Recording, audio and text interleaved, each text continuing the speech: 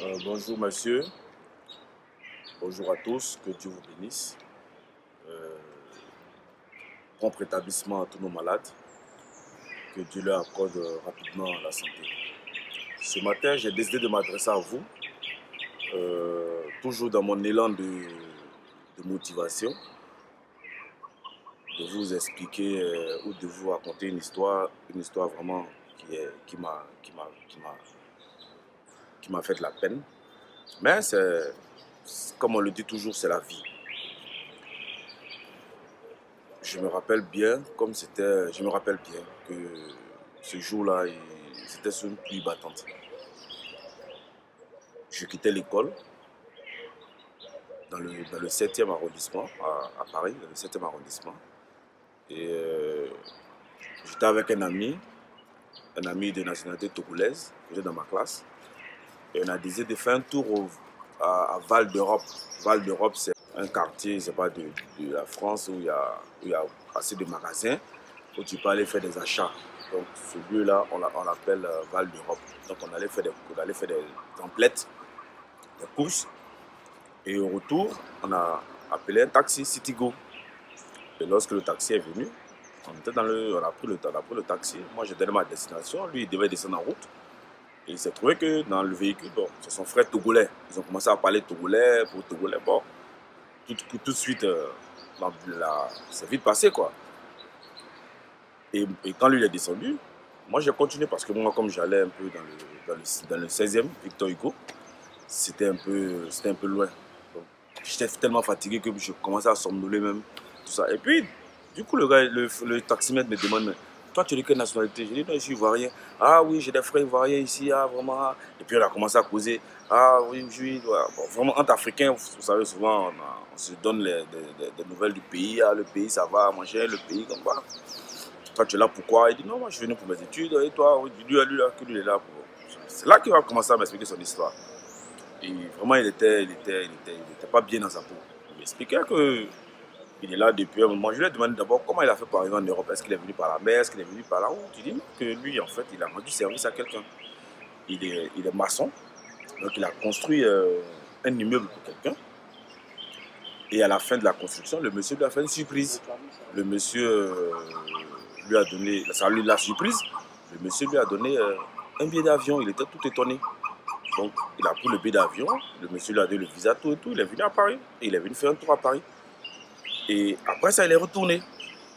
Pour lui, c'était une simple visite. C'était pas pour venir rester. Et quand il est arrivé au pays, bon, vous savez, les parents, ah, mais pourquoi tu n'es pas resté? Tu vas venir être maçon. Tu vas compter être maçon. Il dit, ok. Quelques temps après, puisque le visa était toujours en cours, il est revenu. Et quand il est revenu cette fois-ci, il est resté. Et lorsqu'il était à Paris, vraiment, il ne dormait pas. Il boussait comme un fou. Parce qu'il avait sa chérie au pays qui voulait faire venir. Donc il boussait comme un fou. Il était conducteur, il était taximètre. Donc il boussait comme un fou, nuit et jour. Il était vraiment fou au moulin. Et il a pu avoir quand même assez d'économie. Il a fait venir sa copine du pays. Et elle est arrivée à Paris. Ils ont aménagé ensemble. Ils ont eu même jusqu'à 2 enfants. Et il m'explique que vraiment où il est actuellement, il est découragé. Je lui dis, mais pourquoi est-ce que tu es découragé? Il me dit, non, ah, voilà, c'est que sa femme lui a fait. Vraiment, ils ont fait des projets au pays parce que leur but, c'est pas de rester en Europe, c'est de venir chercher de l'argent et puis aller investir au pays. Vraiment, on est mieux que chez soi. Et ils avaient investi dans la boulangerie, ils avaient commencé à construire une boulangerie au pays. Bon, la femme devait gérer. En fait, ils avaient commencé à avoir plusieurs activités en arrière-plan, ils avaient commencé à le préparer au pays. Et la femme, vous savez, les femmes en Europe, quand elles commencent, c'est pas forcément les histoires de camaraderie en Europe. Hein. La femme, elle a commencé, quand elle a fait son premier enfant, elle a eu ensuite le deuxième enfant. Vous savez, là-bas, il y a des femmes qui suivent, il y a des femmes qui vous suivent, c'est comme les sages-femmes et autres. C'est des femmes qui vous suivent. Et quand elles vous suivent, elles vous donnent des conseils. Donc, là, ils ont commencé à donner les avantages d'être seul, d'avoir des enfants, et les avantages d'être marié. Et c'est comme ça que la femme a commencé à avoir la grosse tête parce qu'on lui a expliqué Quand tu es seul, l'argent qu'on reverse pour les enfants est 2 fois plus que lorsque tu déclares que tu as un homme, tu vis avec un homme. Donc du coup, ça réduit l'argent. Et dans son optique de vouloir rester, puisque elle, ça a expliqué, sa face cachée, c'est de vouloir rester en Europe. Mais lui, c'était pas son but. Et la femme, tout doucement, a commencé à avoir un comportement, a commencé à se comporter mal, a commencé à... Bon, il n'a rien dit. Il a toujours gardé son sang-froid parce que, bon, il a aimé, il a fait venir à Paris, tout ça, vraiment, pour qu'il puisse vraiment se débrouiller. Bon, et tout doucement, tout doucement, doucement. Un jour, il arrive. D'abord, la femme lui présente un homme, un jeune homme, comme étant son cousin qu'elle aurait rencontré là-bas. Bon, il est venu trouver les jeunes à la maison. Il dit, ok, pas de problème, c'est ton cousin. Bon, au moins, je connais un membre de ta famille ici. Quelque temps après, il revient. Il est venu surprendre la femme avec le jeune dans son lit, en train de faire ce qu'il ne peut pas faire. Ça l'a tellement choqué. Il s'est jeté sur le jeune, il a commencé à le frapper, il a commencé à se battre avec lui. Et quand il s'est battu avec lui, bon, le jeune est parti, il les a séparés, le jeune est parti. Et il a commencé à avoir des démêlés avec sa femme. Et la femme, c'est comme si elle avait provoqué ça exprès pour pouvoir mettre le gars dehors. Elle appelle la police. Là-bas, quand tu appelles la police, on ne discute pas avec toi. La police a dit, monsieur Peneo Baga est sorti de la maison. Et c'est comme ça, en plein hiver. Et c'est comme ça qu'il s'est retrouvé dehors, dans la rue. Et la femme, la femme va dire à la police non, il la menace, il veut la tuer, il veut faire tout ceci vraiment pour rien, parce qu'elle voulait simplement profiter des avantages qu'on lui avait expliqués dès le départ. Elle voulait vivre mère seule. Et c'est comme ça que le monsieur s'est retrouvé dehors. Il est tombé 2 fois se battre parce qu'ils avaient 2 enfants, il faut qu'ils s'occupent des enfants. Malgré ça, il faut qu'ils s'occupent des enfants parce que ce sont des enfants, même si on leur donne quelque chose, il faut qu'ils s'occupent des enfants. Donc il poussait comme ça dans le taxi, il me disait, ah vraiment frère, où lui il est, vraiment il veut retourner au pays. Il ne veut plus vivre en Europe parce que c'est dur, vraiment, parce que la femme l'a brisé son cœur.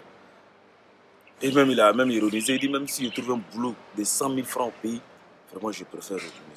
Parce que ce que la femme m'a montré, c'est vraiment, c'est inhumain ce qu'elle m'a fait. Donc frère, si toi tu étais à ma place, qu'est-ce que tu allais faire? Je l'ai regardé, je dit, ah vraiment mon frère, ça là. Bon, moi comme je ne vis pas avec vous ici, moi je viens dessus de passage, je suis venu pour l'école. Vraiment ce que tu m'expliques là, c'est une situation qui est vraiment difficile.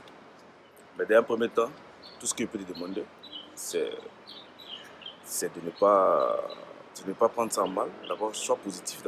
Sois positif. Sinon, tu risques de te créer peut-être une maladie que tu n'avais pas avant.